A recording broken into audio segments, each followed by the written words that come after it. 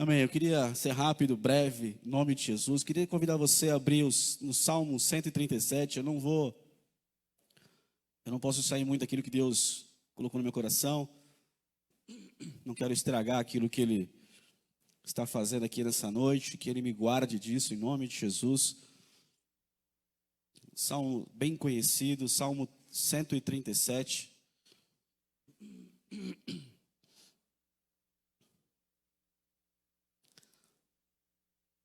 Aleluia. Sei que você já achou aí.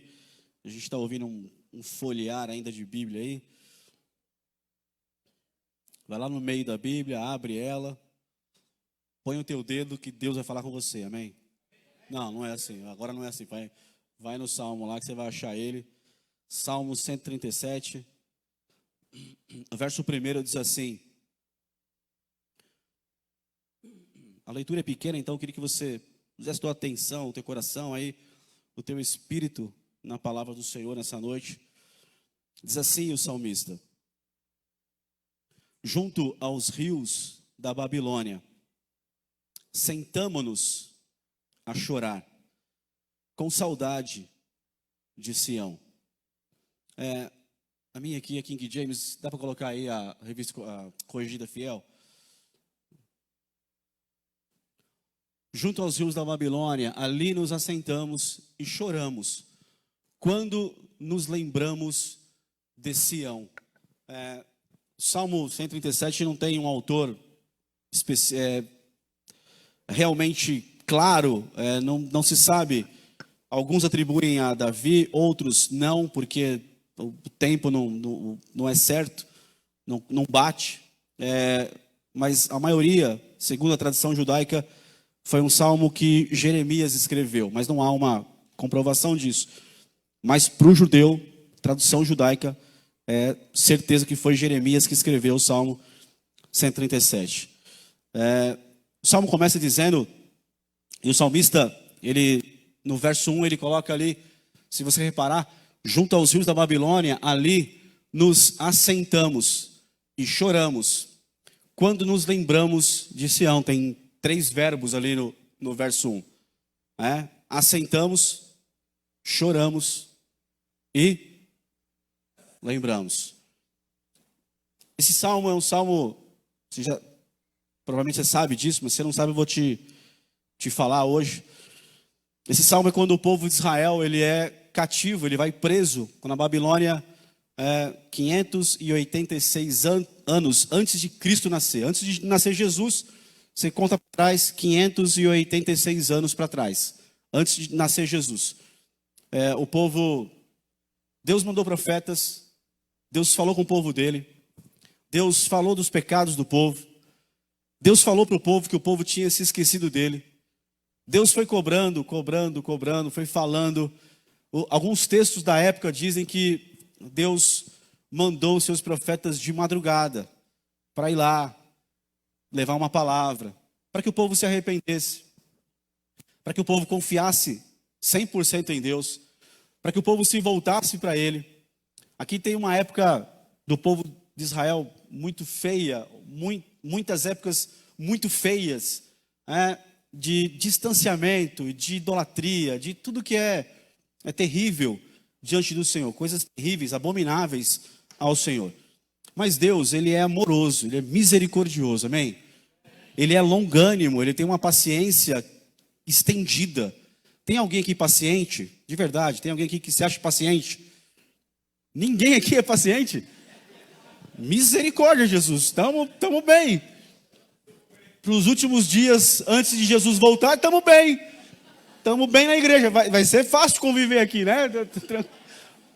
Paciência zero, está todo mundo assim. Senhor nos guarda, aleluia. Meu Deus, deu até medo de continuar agora. Vai logo aí, pô, fala logo o que você tem que falar, para de enrolar. O pato é paciente, imagina.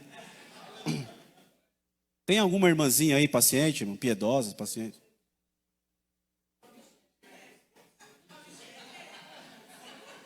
Não é possível que você levantou a mão. Eu acho que você não entendeu a pergunta, é isso? Não é possível que ela levantou a mão. Esquece. Se alguém gravou, esquece aí, delete, pelo amor de Deus. Tudo menos paciente. A Silvia deve ser muito paciente, irmão. A Silvia deve ser muito paciente. O Eloy é o exemplo de paciência, irmão.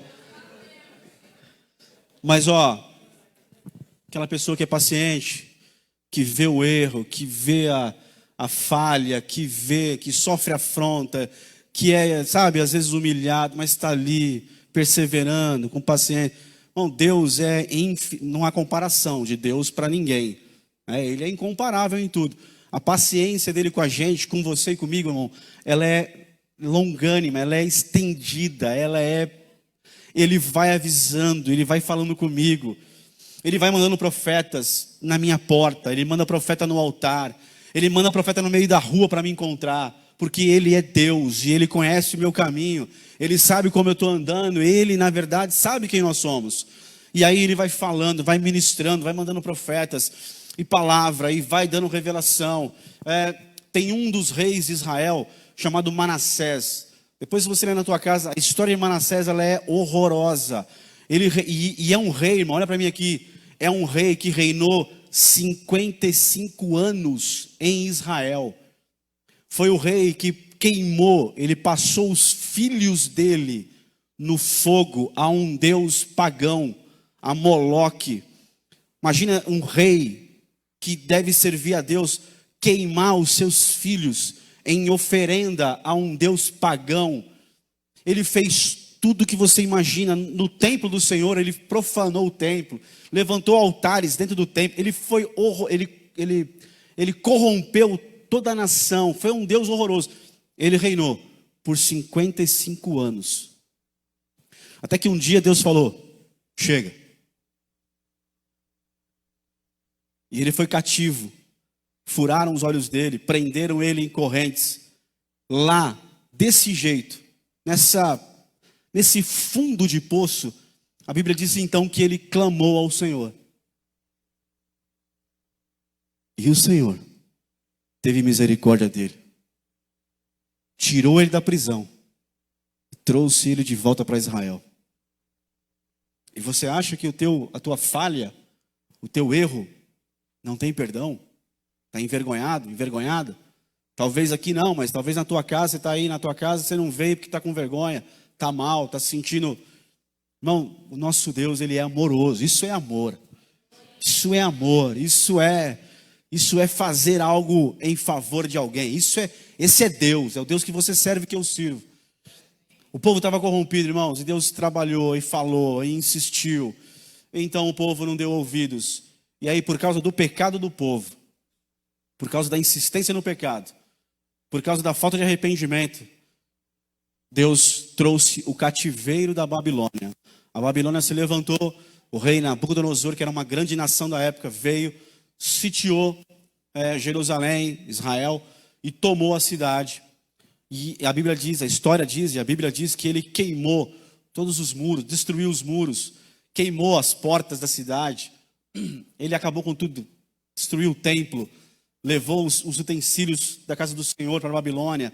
Foi horroroso, levou milhares e milhares de cativos, deixou lá os velhos, doentes, aqueles que não serviam para nada, entre aspas, para a Babilônia, ficaram ali na cidade devastada, destruída.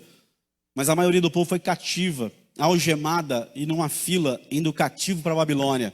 Inclusive, o livro de Jeremias conta que Jeremias tinha uma promessa de Deus para ele. Você, Jeremias, Deus falou para ele: Jeremias, você não vai para o cativeiro da Babilônia. Aí, de repente, tem uma fila de prisioneiro algemado indo para a Babilônia. E quem está na fila? Jeremias. Jeremias falou: Deus, o senhor falou que eu não ia. Então Deus levantou alguém ali que estava vendo a fila, reconheceu Jeremias, falou: esse é um profeta, e tirou ele da fila, e ele ficou na cidade de Jerusalém, não foi cativo. Aliás, aí levaram ele para o Egito, mas aí é uma outra história. Mas o povo foi cativo. E aí, esse salmo é escrito pelos cativos de Jerusalém, que estão agora cativos na Babilônia. E lá eles ficaram por 70 anos de cativeiro. E aí, esse salmo é escrito nessa época, por gente que estava lá. E aí o verso 1 está dizendo aí: Essas pessoas cativas lá na Babilônia escrevem isso daí, falam isso aí. Aliás, cantam isso, porque o livro de Salmos são cânticos, na verdade, né? Junto aos rios da Babilônia, ali nos assentamos e choramos, quando nos lembramos de Sião. Estavam ali naquela condição por causa do pecado, porque não ouviram. Estavam vivendo uma situação terrível, porque Deus falou. E aquelas pessoas não deram ouvidos para Deus. Estavam ali agora diante de um rio da Babilônia. Não eram as águas dos rios lá de Israel, que eles conheciam bem o fluxo, o curso daqueles rios. Os rios da Babilônia tinham seus cursos diferentes dos rios da Babilônia. Eles não levavam para lugares bons, como eles tinham lembrança das águas dos rios de Israel. Eles estavam ali diante daquelas águas, e diz ali que naquele momento eles se assentaram.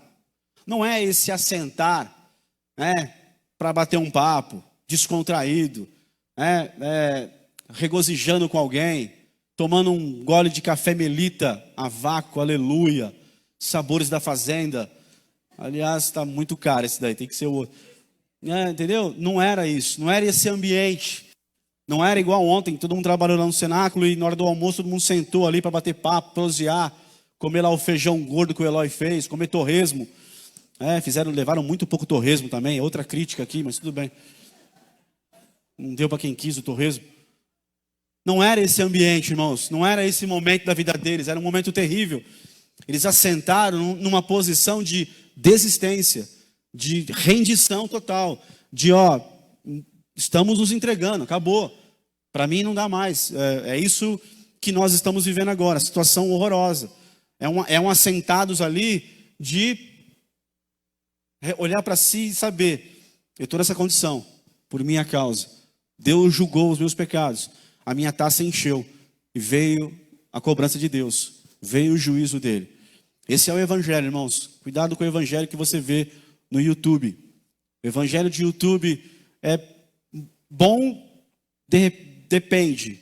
A grande maioria é um coach para massagear o ego do homem e para ele ouvir: você é tão importante, Deus te ama tanto, pode viver como você quiser, não importa, Deus te ama, continue assim, Ele te aceita do jeito que você é. Isso é um evangelho mentiroso, não é um evangelho bíblico. Esse é um evangelho para massagear o ego das pessoas. E esse evangelho vai parar lá na Globo. Aí lá na Globo é entrevistado, lá na Globo faz sucesso. Lá nesses lugares, esse evangelho faz sucesso, na mídia faz sucesso, porque é o que as pessoas que não querem ouvir Deus querem viver. Então cuidado com esse evangelho, querido. Eu já falei, depois da tua casa você leia o capítulo 8 de Neemias. Um dia, eu estou saindo fora de tudo aqui, mas já lascou tudo. Aí um dia a Bíblia fala que Neemias fez um palanque, fez um altar, um púlpito igual esse aqui, de madeira, para pregar a palavra. E ele ficou de manhã até o meio-dia lendo a palavra, a lei. E ele leu a lei, ele leu a palavra. A multidão, todas as pessoas, homens, mulheres, velhos, crianças, todos se reuniram na praça da cidade. Ficaram de pé das 6 da manhã ao meio-dia, ouvindo ele falar a palavra. E ele pregando. Sabe qual foi o resultado disso? Chegou um momento da mensagem que primeiro eles levantaram as mãos. Aleluia! Você precisa levantar suas mãos quando você ouve uma palavra da parte do Senhor. Não importa se ela é dura, você tem que levantar suas mãos. A Bíblia fala que eles glorificavam a Deus, que eles exultavam a Deus e que eles caíram prostrados com o rosto no chão. Aleluia! Porque é isso que a palavra produz. E aí depois, logo depois disso, sabe o que aconteceu com eles?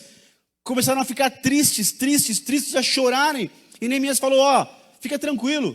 Por que eles choravam? Por que ficaram tristes? Porque a mensagem que eles estavam ouvindo mostrava para eles o quanto eles estavam errados e longe do Senhor. Mas aquele dia não era dia para isso, era dia para festa. Porque Deus estava falando com eles e dizendo: eu perdoo vocês. É um dia de conserto hoje, não é um dia de cobrança. É um dia que vocês ouviram a palavra, irmão, foi dura para eles. Mas Neemias falou: gente, não. Aliás, Esdras falou: não, fica triste não, gente. É dia de festa hoje. Porque Esdras era o sacerdote da época. Então, gente, Deus veio e falou isso para a gente consertar com Ele. Ele nos recebe de volta. É um dia de fazer, fizeram um pacto de aliança, fizeram um contrato de aliança, de servir a Deus, aleluia. Então a palavra produz isso em nós, irmãos, e glória a Deus por isso, porque o peso da palavra vem e ela mexe com a gente vai embora mesmo, por que o pastor falou isso? Eu não gostei. Aí você para pensar, começa a entrar, e você fala, é verdade, ele está certo, Deus usou a vida dele, ou usou a vida dela, de alguém que veio trazer uma palavra aqui, porque é isso que a palavra promove, provoca em nossa vida. E aí estavam lá agora sentados na beira do rio, assentados, entregues, do tipo, não tem mais saída, acabou pra gente. E se eu pensar bem, eu mereço estar aqui, porque ele falou comigo, eu não dei muito ouvido para ele. E aí, o primeiro verbo aí que está ali é assentados, assentamos e choramos. Irmão, eu sei que quando a gente erra, falha, o alvo está lá, a direção foi dada e eu erro, eu falho, você erra, você pode falhar. E nessa hora, irmão, o nosso erro diante de Deus, vem o Espírito Santo que habita em nós e começa a ministrar dentro de nós e começa a mover dentro de nós. Ele não, desculpe, tá? O Espírito Santo me incomodou. Ele não incomoda ninguém, ele ministra em você e em mim. Ele vai ministrando, ele vai mexendo, vai mostrando. Irmão, aquilo provoca choro, dor, angústia, falta de apetite, perde o sono. Por quê? Porque o Espírito Santo está ministrando a sua vida, acertando dentro de você, tratando com você. E eles estavam ali chorando, do tipo, cara, longe de casa, cativo, envergonhado, humilhado, oprimido. E aí o texto ainda diz, lembramos de Sião, trazendo à memória o que eles viviam em Sião. Ah, irmão, como é bom viver em Sião, porque em Sião está a casa do nosso Deus, porque em Sião é o lugar da alegria para o povo de Deus. Olha aqui para mim, você só é feliz estando em Sião e na casa do seu Deus. Não há outra fonte de alegria para você, não há. Você pode falar para mim, tentar me convencer, não há. Você só é feliz de verdade, satisfeito, pleno. Você só é uma pessoa que, sabe, estando em Sião, aonde Deus ministra as coisas dele, aonde tem o cântico dele, aonde tem os cânticos que exaltam, que honram o nosso Deus. Aleluia. Por que a gente não pode ouvir música do mundo? Bom, pelo amor de Deus. Eu não vou falar vai te lascar, porque eu tenho muito amor por você e muito respeito. Mas pelo amor de Deus, irmão. Põe na tua casa um cântico que glorifique a Deus, irmão. Você vai ver que o ambiente muda. Pelo amor de Deus, fica falando música de traição, disso, daquilo. Isso é uma desgraça para a vida de um ser humano. Ouve uma música que glorifica, que exalta a Deus, irmão. Aleluia. E você vai ver que dentro de você isso muda, irmão. Muda. Músicas que honram a Deus, que glorificam a Deus. É com esses cânticos que eu quero seguir a minha vida. É com esse cântico que você vai seguir a tua vida. Cânticos de Sião que honram a Deus. Aleluia. De vez em quando a gente vai lá na casa do meu pai, da minha mãe. Meu pai ficou um velhão meio esquisito.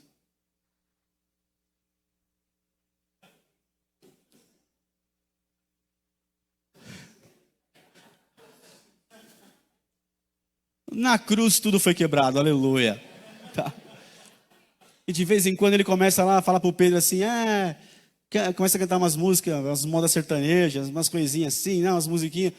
O que tem? Musiquinha, eu já dou uma cortada assim, não vai cantar essas músicas não, cara. Essas músicas aí pode vir de pai, de avô, de quem for. Não vai cantar, não vai fazer parte da sua vida, porque música que vai fazer parte da sua vida é música que honra a Deus, que exalta a Deus, que glorifica a Deus. Os cânticos de Sião. Mas se alguém quiser convencer você com uma historinha furada, irmão, aí pode sim, repreende que é demônio, em nome de Jesus, manda embora. E ali em Sião tinha tudo o que eles precisavam para ser feliz, mas agora estavam longe de Sião. Alguém aqui já passou uma temporadinha longe de Sião? Alguém aqui já? Eu já. Cara, é terrível. É horroroso, irmãos. É triste. É triste. Eu falo para você que é triste. E aí Deus mandar assim na porta do seu comércio, onde você está, alguém passar assim, olhar para você e falar assim: você, sei, mas parece que você já foi crente? Aí o senhor tem que olhar e falar: eu já fui lá de Sião. Eu já morei lá, eu já habitei lá. Mas eu estou desviado. Eu estou longe de Sião.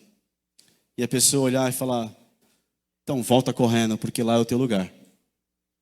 E você saber que é o teu lugar. Irmão, o teu lugar é Sião, o teu lugar é aqui na casa do Senhor. O teu lugar é aqui diante do nosso Deus. Mesmo em prova, o teu lugar é aqui. Verso 2. Sobre os salgueiros que há no meio dela, penduramos as nossas harpas. Você já viu a imagem de um salgueiro?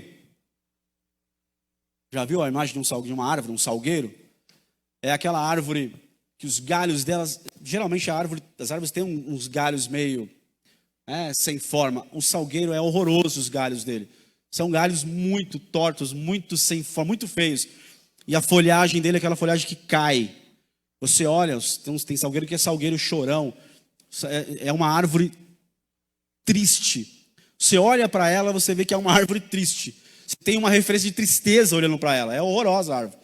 É a imagem da tristeza, é aquela árvore caída.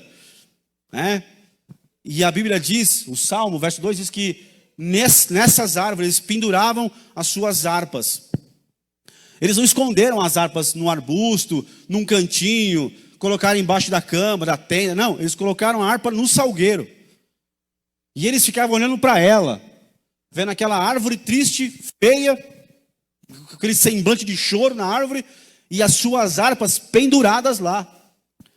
Tipo, lembrando, nossa, nós tocávamos isso para honrar Deus. Isso foi o que Deus entregou nas nossas mãos para glorificar o nome dEle, para exercer como ferramenta de ministério, como ferramenta de serviço para a glória do nome dEle. E agora está aí pendurado nessa árvore feia, triste, que reflete claramente a nossa condição atual. Triste, caída, horrorosa, assim, de morte, de final de caminhada. Irmão, tem muita gente com esse aspecto de um salgueiro triste. E pior, tem muita gente assim que é de novo, a gente vai falar isso, e é de novo, sabe? Pendurou a harpa, colocou lá, não pega mais, não usa mais. A condição que eu estou é essa, eu não vou cantar mais. Aí o texto continua, verso 3. Pois lá, aqueles que nos levaram cativos nos pediam uma canção, e os que nos destruíram, que os alegrássemos, dizendo: cantai-nos uma das canções de Sião. Não é um convite para celebrar junto, não, é uma palavra de afronta, do tipo, sabe quando as situações vêm, as pressões vêm, as situações vêm, e olham para você, olham para mim e dizem: canta aí, que você cantava, canta aí que Deus é grande, canta aí que o Senhor Ele é poderoso para mudar a tua situação, canta aí, vai, pega essa harpa que você está olhando para ela, pega ela aí, penduraram para não tocar, pega ela de volta aí e canta esse cântico. Você não cantou isso muitas vezes? E onde está agora? Não é um convite para celebrar junto, para fazer parte, para glorificar. Não, é para afrontar mesmo, para dizer assim: cadê o seu Deus? Está passando por isso aí? Cadê o seu Deus? Está aqui agora cativo? Cadê o seu Deus? Cadê o agir dele? Cadê o mover dele na sua vida? Verso 4. Como cantaremos a canção do Senhor em terra estranha? Eles não cantaram. Os inimigos pediram um cântico e eles não cantavam. Nós estamos numa situação terrível. Não é hora de cantar agora. Esse texto está falando, até o verso 4, para pessoas que cometeram erros, que pecaram. Mas o princípio do Salmo, e aí eu queria que você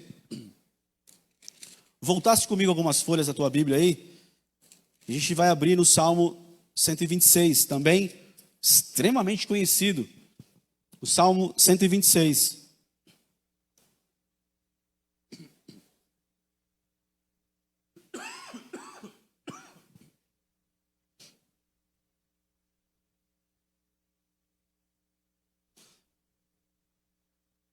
Se você for levar a história de maneira cronológica, ou seja, no tempo que as coisas aconteceram na história, no tempo cronológico, no tempo correto, o Salmo 126 deveria estar no lugar do Salmo 137. E o 137 deveria estar no lugar do Salmo 126.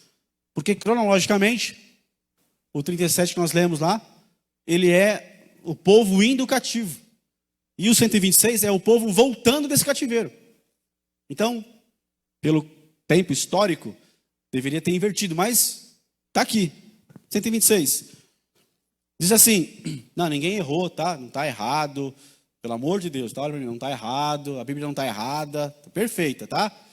Só que para você entender que no tempo da história, cronológico, a história é lá primeiro, depois aqui, tá? Só isso.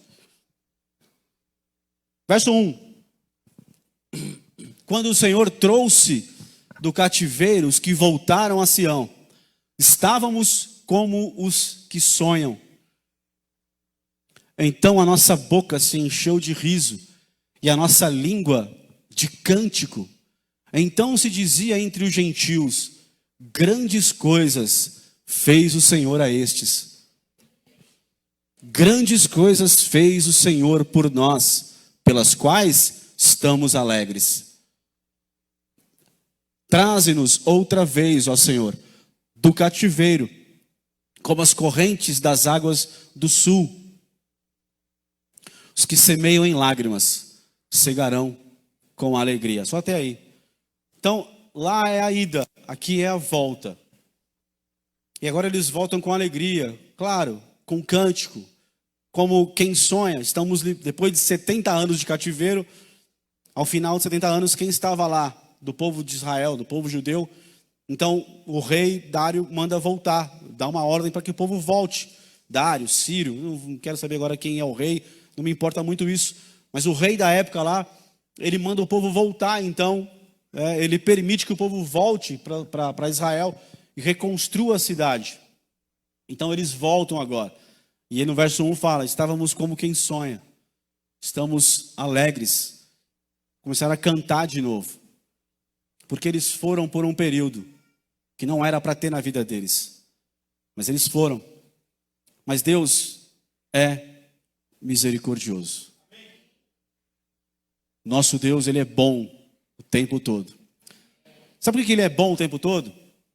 Porque nesse tempo de cativeiro, 70 anos, sabe quem aparece na história? Ezequiel. Sabe quem aparece na história, 70 anos de cativeiro? Daniel, Azarias, Misaías não, como é que é? Azarias, fugiu agora os três, que horror, Ananias, aí, tá vendo só? Queria ver se você sabia, só isso, você tá bem de Bíblia, aleluia, parabéns. Esses três apareceram na história no tempo do cativeiro. Então, no tempo do cativeiro, Deus levanta homens e mulheres poderosas dele. No tempo de crise, no tempo de dificuldade, Deus levanta os seus e mostra quem eles são. Que mesmo naquele tempo de adversidade, Deus ainda usa homens e mulheres dele, aleluia. Em qualquer ambiente. Agora, eu queria ler um texto com você, que está lá em Mateus 26. Calma, não fica bravo comigo, vamos ler o texto. Deixa eu falar, depois você fica bravo, se quiser. Verso 26. E quando comiam, isso aqui é a ceia de Jesus com seus discípulos. E quando comiam, Jesus tomou o pão e abençoando-o, o partiu. E o deu aos discípulos e disse, tomai, comei, isto é o meu corpo. E tomando o cálice, dando graças, deu-lhe, dizendo, bebei dele todos. Porque isto é o meu sangue, o sangue do Novo Testamento, que é derramado por muitos para a remissão dos pecados. E digo-vos que, desde agora, não beberei deste fruto da vide até que aquele dia em que eu o beba novo convosco no reino de meu Pai. E tendo cantado um hino, saíram para o Monte das Oliveiras. Jesus no tempo da sua maior adversidade, e Jesus não está aqui passando nenhuma adversidade por causa de pecado, tá? Ele não pecou, ele não errou em nada. Na boca dele, nos olhos dele, nas mãos dele, nos pés dele, no coração dele, na mente dele, ele era perfeito, ele foi perfeito, ele não pecou em absolutamente nada. Nada. Por isso que a morte dele nos remiu, nos comprou, porque ele é santo, ele é justo, ele é perfeito. O justo morreu pelos injustos, né? Ele nunca pecou. Por que você citou ele então? Porque o princípio é o mesmo. Jesus não pecou, mas ele estava passando aqui, aqui na sexta-feira, desde a quinta-feira, ele estava debaixo de pressão. Ele sabia que ele ia para a cruz, ele sabia que os seus 12 discípulos, apóstolos, iam abandoná-lo, que um dos 12 ia traí-lo. Ele sabia que ele ia apanhar, ele sabia que os romanos iam fazer um chicote com 12 cordas, com 9 cordas, e cada corda na sua ponta tinha um tipo de ferramenta para machucar a carne da pessoa. E talvez você viu o filme do Mel Gibson, né? Talvez você assustou, talvez você virou, fechou o olho, não quis ver, né? Não quero ver. É bom ver que cada batida do chicote no corpo de Jesus, na hora que voltava, arrancava um pedaço da carne. Que ele foi colocado com uma coroa de espinho, o espinho do tamanho de um prego da época, um prego romano, e aquilo foi cravado no seu crânio e inchou, que ele ficou pendurado numa cruz e ele não conseguia respirar, porque a crucificação era uma maneira do cara ser bem ali, arrebentado mesmo, para ser um exemplo, né? E ele, com o passar dos minutos, ele chegava a um ponto que ele não conseguia respirar pela posição do corpo, ia faltando ar nos seus pulmões, ele tinha que lutar para respirar. E as pessoas morriam por asfixia, porque não conseguia respirar. Então, é tudo muito terrível, a crucificação. E isso é só um pequeno detalhe, pequeno que eu te falei, tem muito mais detalhes terríveis na crucificação. Ele sabia o que ele ia enfrentar, mas ele sabia que valia a pena. Você crê nisso, de verdade? Então olha para o lado e vê que valeu a pena, porque por causa desse aí, do seu lado, foi que Jesus passou por tudo isso. E por você também. Ele sabia tudo que ele ia passar, irmãos. Que ele ia ser humilhado, que ele ia ser tudo ele sabia. E estava debaixo de pressão, até que ele suou gotas de sangue no Getsemane. Por causa do estado de pressão que ele estava sentindo na sua alma, no seu espírito de tristeza, tudo isso. E ele sai da ceia e ele canta um hino. Ele canta um cântico de Sião, que honra a Deus, que glorifica a Deus. Porque ele sabe que o princípio é o mesmo. No momento de adversidade, dificuldade, você tem a obrigação de cantar um cântico, um hino, que honre a Deus, que glorifique a Deus. A tua boca não pode ter palavra de maldição, não pode ter palavra de murmuração, não pode ter, irmão. A tua boca não pode ter palavra contra o teu irmão, contra o teu líder espiritual, contra o teu pai, contra a tua mãe, contra o teu patrão, contra o teu salário, contra o governo, contra seja quem lá for. O que tem na nossa boca é um hino de louvor que honra a Deus.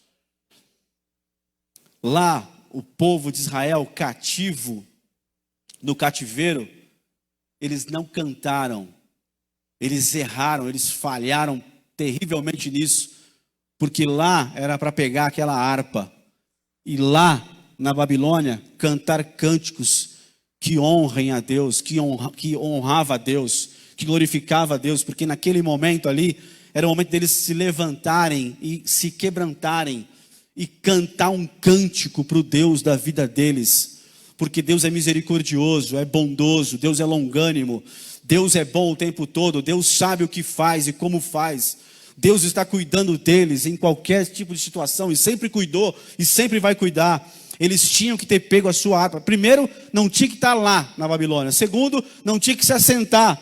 Terceiro, não tinha que estar chorando ali. Tinha que ter um choro de quebrantamento, talvez, mas não aquele choro ali de tristeza, de remorso, porque não havia arrependimento no coração deles ainda. Havia remorso pelo que eles perderam. E é diferente arrependimento de remorso. Arrependimento, eu confesso o meu pecado e deixo aquilo. Remorso é um medo de ser descoberto, ou quem foi descoberto agora está chorando ali porque foi descoberto pela vergonha, mas não teve arrependimento, volta a fazer. Isso é remorso, irmãos, não é arrependimento. E lá eles choravam, se lamentavam, e ficavam se lembrando de Sião. Irmão, é tempo de você não ficar saudosista, se lembrando que viveu. É tempo de viver. É tempo de pegar a harpa na mão, de tocar, de cantar um cântico de Sião, de glorificar o Senhor, de continuar firme, de perseverar. Primeiro vencer o pecado, primeiro deixar isso para trás. Primeiro dizer, Senhor, estou aqui, ó, eu confesso, Senhor, eu me arrependo, eu deixo isso, mas ó, eu quero viver uma nova história com o Senhor. E eu não quero deixar Sião, não quero ficar longe do templo, e não quero deixar de ter na minha boca um hino que glorifica o teu nome, que exalta o Senhor, que honra o Senhor. Na minha casa pode estar a maior dificuldade, Senhor. Lá eu vou colocar um cântico, vou colocar um hino que glorifica o Senhor, que honra o Senhor, aleluia.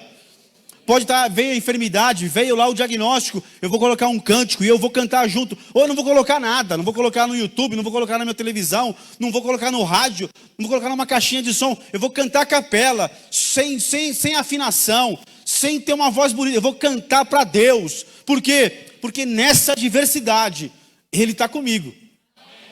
Irmão, vai acontecer alguma coisa, algum milagre, alguma coisa vai acontecer. Porque Deus é bom, Ele é fiel, Ele é poderoso. Ele é tremendo, irmão, Ele vai fazer. O nosso Deus, Ele é poderoso, aleluia. Ele vai fazer, irmão. Mas na minha boca tem que ter um cântico de vitória. Um cântico que honra a Deus. Aquela hora que você vai querer abrir tua boca para cantar para falar uma frase, para liberar uma palavra ruim. Não faz isso não. Canta um cântico. Alguém vai olhar para você e falar, tá louca? Isso endoidou de vez. Tá passando por isso, está cantando. É. Porque é o princípio que Jesus me ensinou. Na minha tribulação eu vou cantar um cântico. E ó, aquele que, ou aquela, talvez não está aqui, talvez está lá longe em casa. Talvez sentindo eu falhei, eu pendurei minha harpa, pendurei meu instrumento. Eu tinha lá uma Bíblia cheia de anotações de quando eu pregava, e eu fechei ela, coloquei na estante, e eu não uso mais ela. Ah lá, eu tinha lá eu comprei uma sapatilha para dançar, lá no ministério com a Keila, lá com a Cíntia, com a Tainá. E aí eu falhei, eu larguei mão daquilo. Ó, eu tinha um instrumento aí que eu usava para interceder. Eu intercedia pelas pessoas. E Deus usava a minha vida, eu acordava. Mas aí eu deixei. Olha, eu aprendi a tocar violão, bateria, guitarra. De uma maneira sozinho, eu fiquei lá e aprendi, vi no YouTube, aprendi. Não é que você aprendeu, é que Deus já te deu o dom, te deu o talento. E já te escolheu para isso. E talvez alguma coisa aconteceu e você fala, não vou, quero mais, eu vou ficar aqui. Essa árvore aí, esse salgueiro triste é o reflexo da minha vida, é o meu espelho. Não é não, irmão. Não é isso que Deus tem para você. O que Ele tem para você é o Salmo 126. Cantando em Sião, se alegrando em Sião. De 6 em 6 meses, as águas do monte descongelam e vão descendo e vão entrando ali na região de Israel. E tudo que é seco, tudo que está morto, vão vir naquelas águas e vão tomando aquele lugar. E aí tem alegria, tem festa, sabe? Tem celebração, porque as águas voltaram a correr. É isso que Deus tem para nós. Como as águas que correm de novo. Irmão, é isso que Deus tem para você e para mim. É isso que Deus tem para nós. Vamos cantar um cântico para o Senhor? Amém? Vamos cantar um cântico para o Senhor aí, ô queridão, queridões. Mais um cântico que todo mundo sabe, não é worship agora, tá? É cântico que todo mundo sabe cantar. É grande, viu? Tá um corinho de fogo. Você quiser ficar na liberdade. Aleluia. Tem a moral? Passa a espada no diabo, aleluia. Pisa na cabeça dele, aleluia. Fica de pé no seu lugar, a gente vai orar. Como você ouviu aqui da boca do pastor Fernando, hoje foi tudo diferente e Deus está nesse negócio aqui, eu tenho certeza, amém? Aleluia. Fecha os teus olhos aí, meu querido. Eu falei que eu não ia complicar, eu queria só trazer essa mensagem para você como uma profecia, uma palavra, uma mensagem para a sua vida de ânimo, de consolo, para tirar você dessa situação. As margens dos rios da Babilônia não é o seu lugar. Nunca foi projeto de Deus. Margem dos rios da Babilônia na sua vida, nunca foi. Pendurar a sua harpa nunca foi projeto de Deus. Feche os teus olhos, escute isso. Eu tenho certeza, eu tenho convicção diante do meu Senhor, que Deus, o nosso Deus, nunca falou para você: para de fazer o teu ministério. Você errou, eu não quero mais que você faça o teu ministério.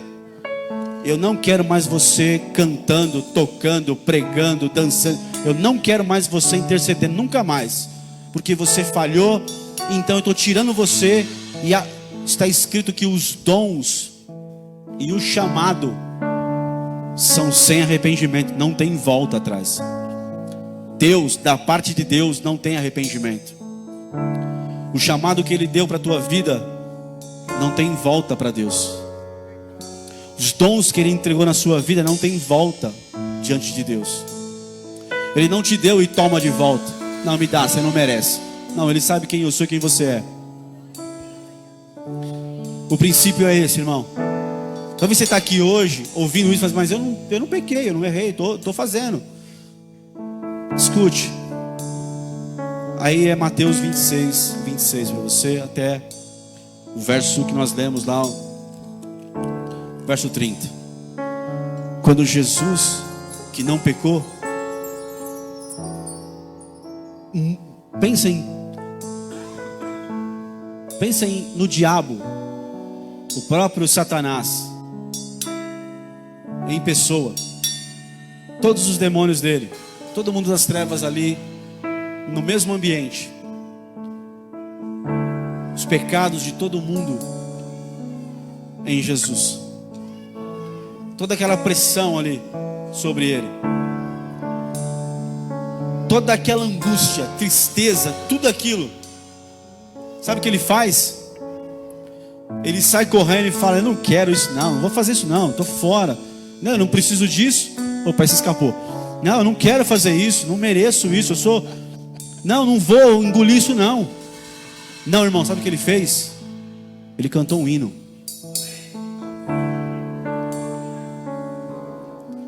Ele cantou um hino de Sião, que exaltava a Deus, glorificava o Pai dele. Eu imagino o pai olhando, dizendo: está aí o princípio que tem que ser para todo mundo. Eu não fiz nada de errado, mas estou com tanta dor, tanta luta, tanta opressão, tribulação, tanta coisa contra a minha vida. Ei, canta um hino nessa noite. Canta um hino que honra o seu Deus. Canta um hino que honra o seu Deus. E se está aí vivendo o Salmo 137, e nessa noite reconhece, pode ter coragem de bater no peito e dizer: Senhor, sou eu. Mas nessa noite eu estou tomando a minha harpa de volta.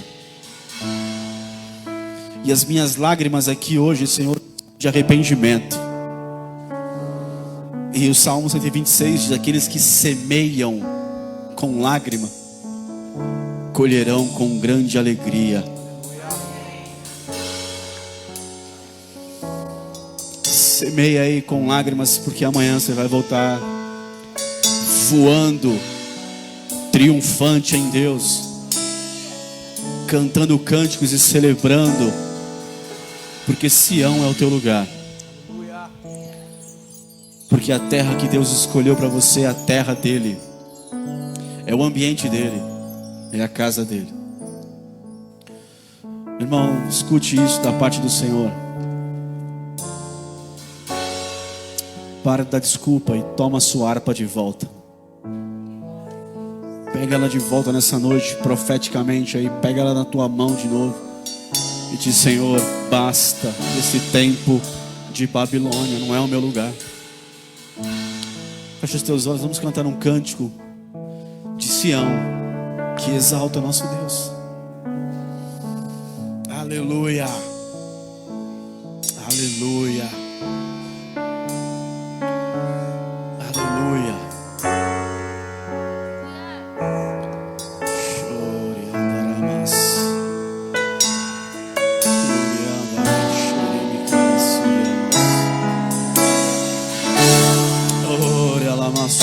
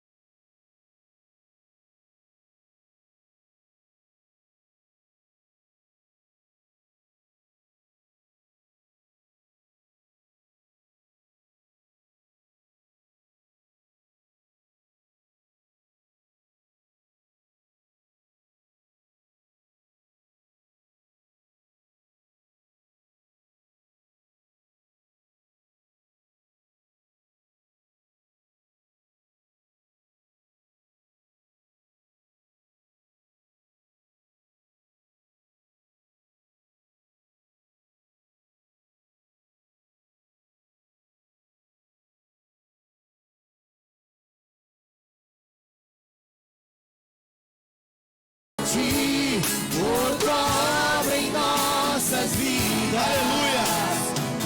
Reaviva, Senhor. Reaviva, Senhor. Reaviva os dons.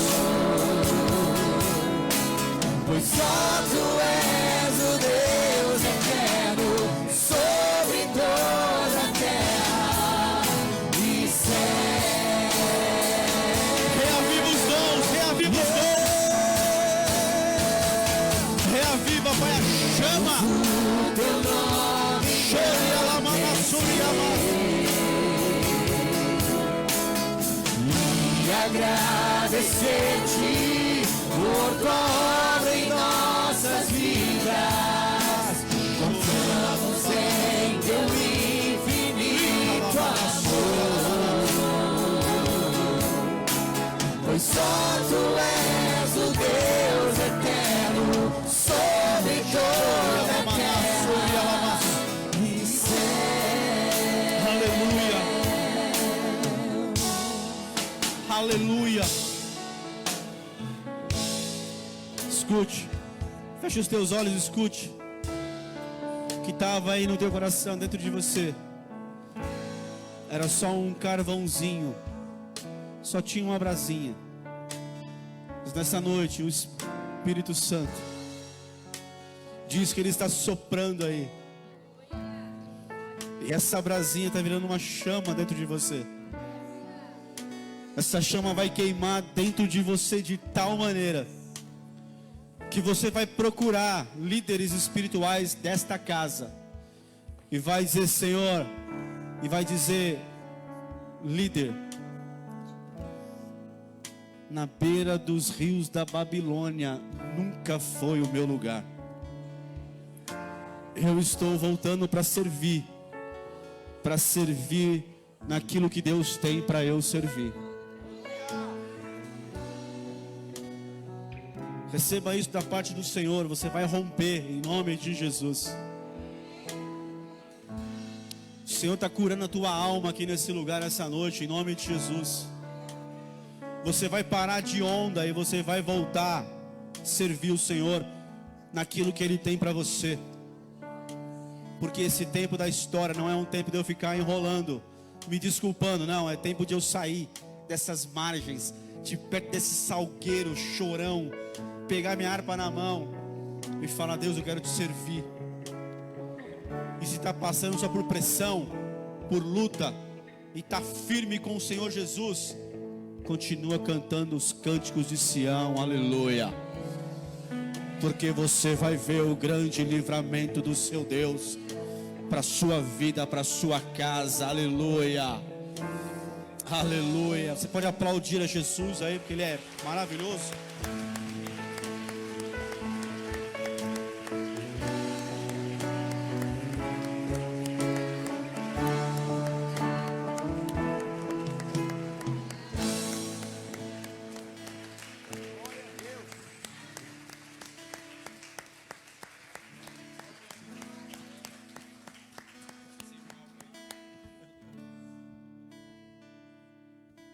Glória a Deus. Amém, queridos?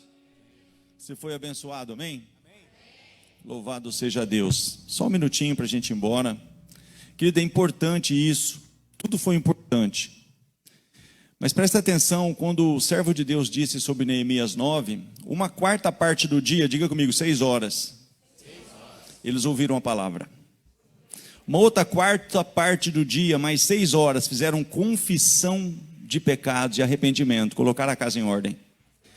Muitas pessoas entendem uma palavra dessa: eu só vou voltar a fazer o que eu fazia. Não, querido, Deus primeiro quer que você restaure os muros. Tem pessoas que depois de uma palavra dessa: pastor, eu quero voltar a fazer a obra. Mas você é a obra, eu sou a obra. Então Neemias está falando de restauração de muros, não deixar brechas, irmãos, senão você vai ser bombardeado, o inimigo vai te bagunçar.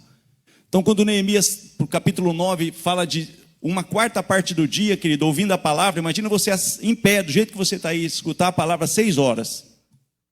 Só que essa palavra que eles escutaram 6 horas, provocou 6 horas de arrependimento e de confissão de pecados. Depois veio um tempo de júbilo, um tempo de alegria. Deus tem isso para nós, irmãos. Amém.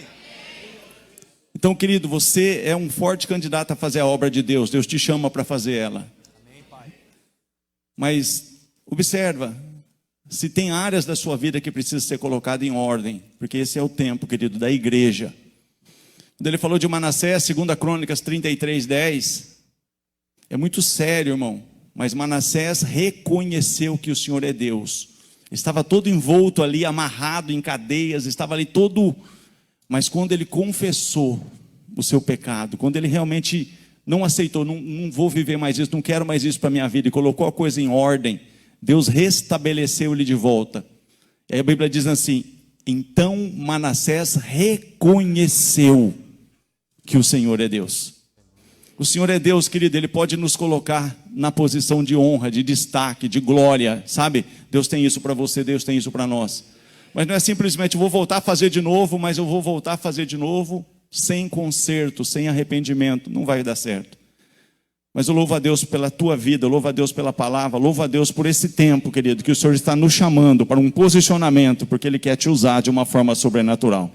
Amém? Pai, nós te louvamos pela tua palavra, te engrandecemos porque há tantos dons aqui, Senhor.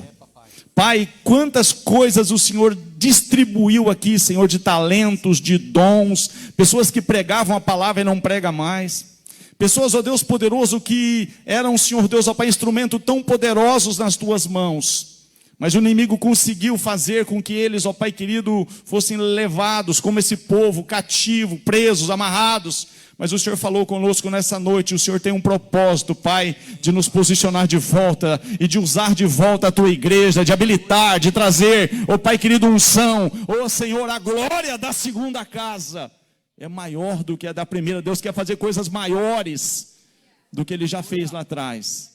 Então esse é o tempo, querido. Fique atento ao que o Senhor está falando contigo, no nome de Jesus. Amém, querido? Vá em paz. Libera uma palavra de vitória aí, uma palavra de bênção sobre a vida do seu irmão aí.